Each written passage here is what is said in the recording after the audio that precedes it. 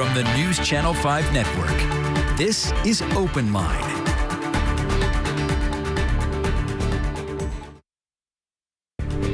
Good evening. I'm NewsChannel 5's Alexandra Cohen. Thank you so much for joining us on OpenLine tonight. We are going to discuss the Jefferson Street corridor and how I-40, the interstate, impacted that community. I'm joined here by Andre Perry with the Brookings Institute. So, Andre, go ahead, maybe introduce yourself. Just tell us a little bit about Jefferson and the history behind it.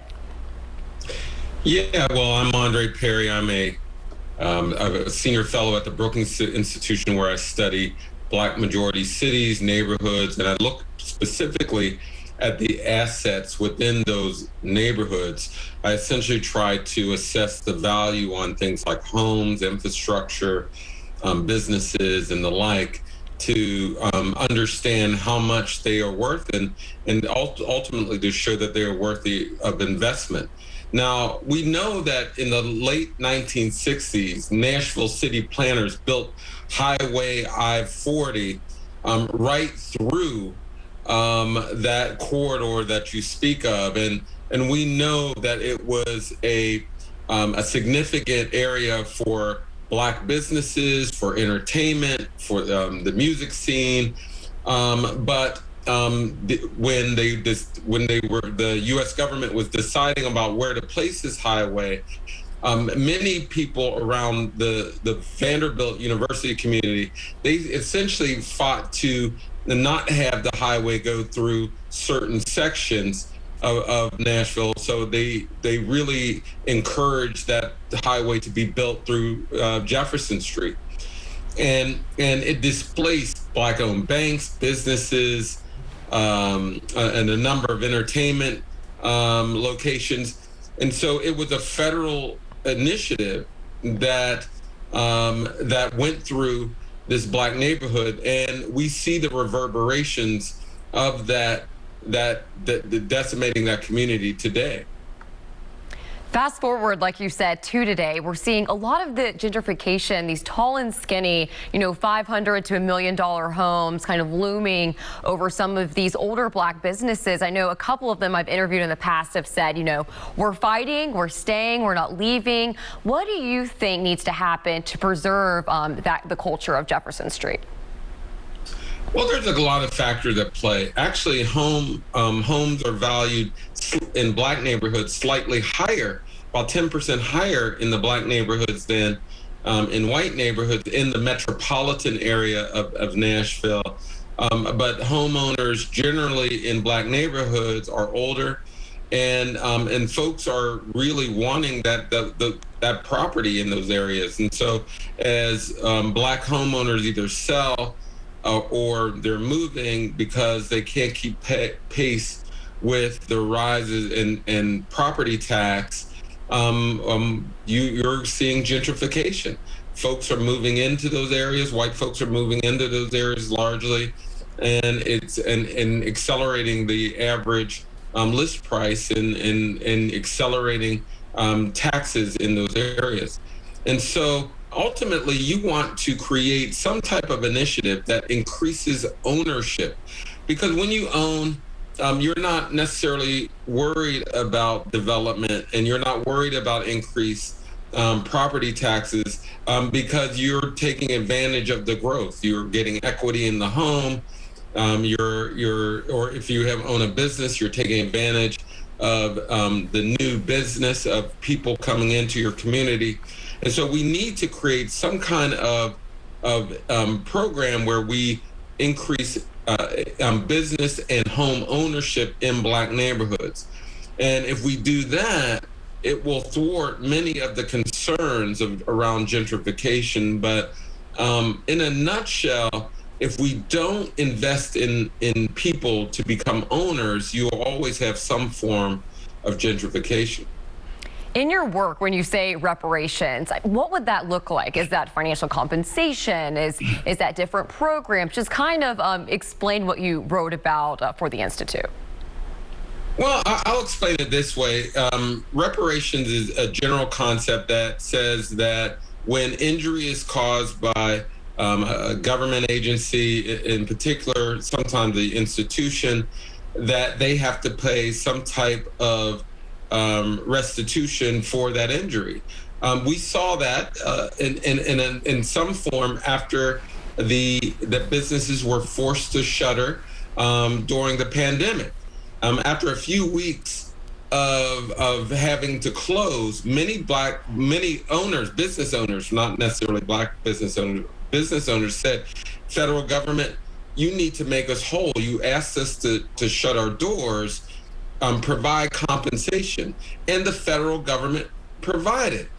Now, what does a population deserve that's been socially distanced for generations? That's the question. So it can come in the form of cash payments. It can come in the form of tax credits. It can come in the form of down payment assistance in homes, business loans, business grants. But we know what reparations look like. We know that after 9/11, the victims of 9/11 received compensation. There, we know that the Japanese who were interned during World War II, they've received some form of reparations. And while it was certainly not sufficient, and a lot of Native Americans don't necessarily agree that it was reparations, there were treaties and compensation provided to Native Americans. And then obviously internationally, we know that Jews receive reparations in the form of various subsidies.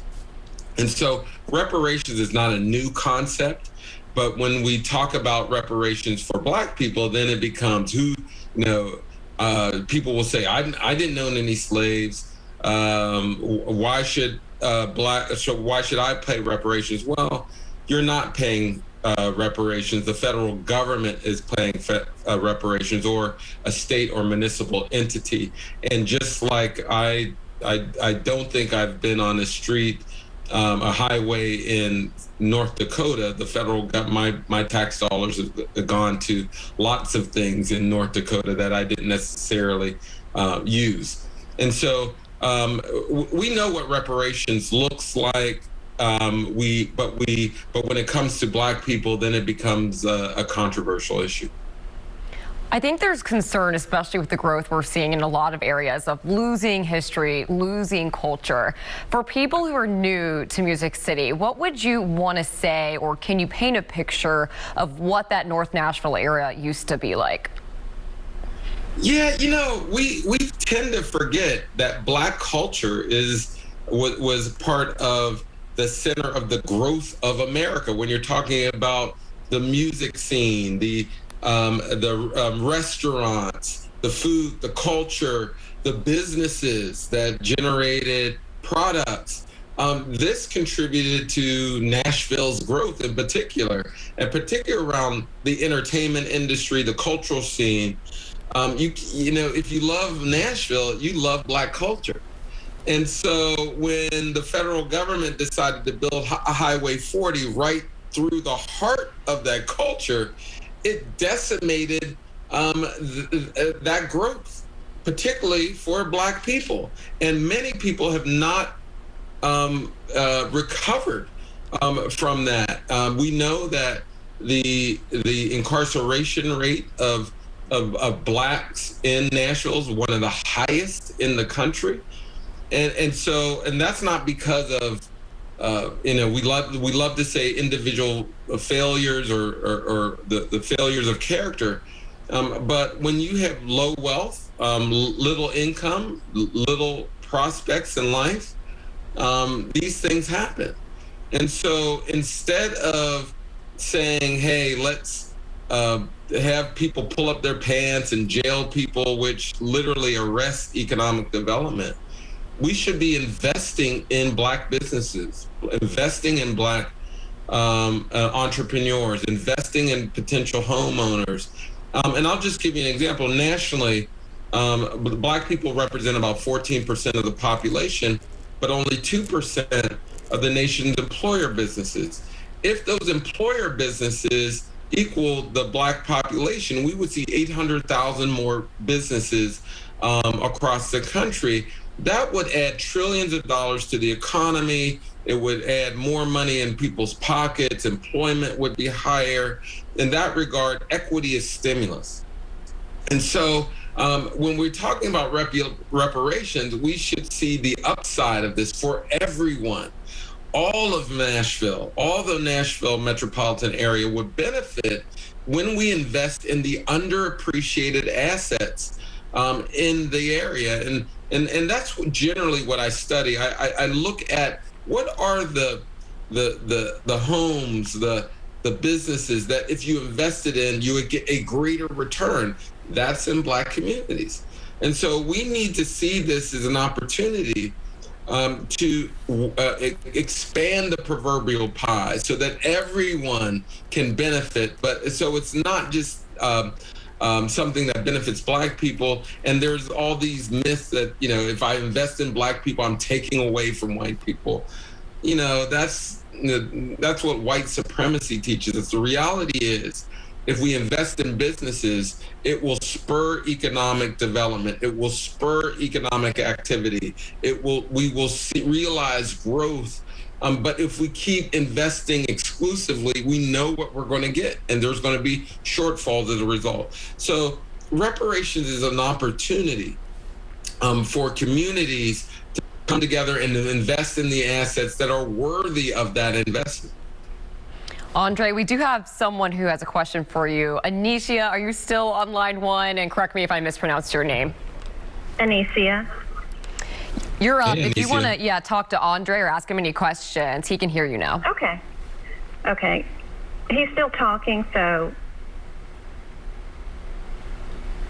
Oh, just listen to your phone and not the television, because there's actually a couple-second delay. Okay. Okay, what I wanted to make sure that I heard you correctly.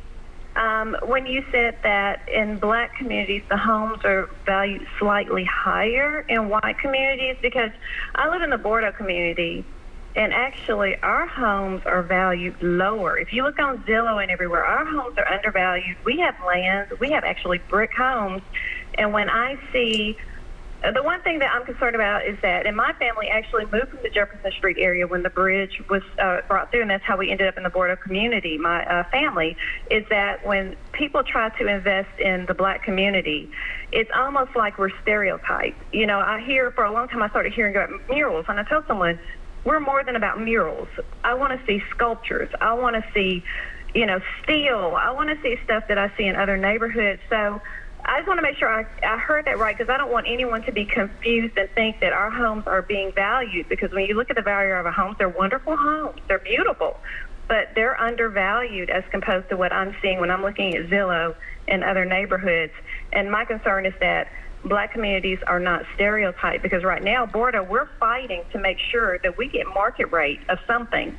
Because right now, we have people who are actually telling us, well, you need affordable housing, you need this. Yes, there is a need for affordable housing, but we seem to be the hot spot for people only wanting to give us affordable low-income housing, but not disperse it equally in the city, which, of course, if you put it all in one area of the Black community, once again, we're segregating. So I kind of want to know your thoughts on that, and if I misunderstood what you said, but I just want to make sure that no one gets confused about that, and I'm understanding what you're saying. Thank you. Yeah, I'm glad you asked that. Overall, across the country, Black homes in Black neighborhoods are devalued. Now, we did a study in 2018 using 2017 data where we looked at homes in Black neighborhoods and compared them to homes in white neighborhoods. And we controlled for education, crime, walkability, all those fancy Zillow metrics. So we could get an apples to apples comparison between those homes in white neighborhoods and Black neighborhoods.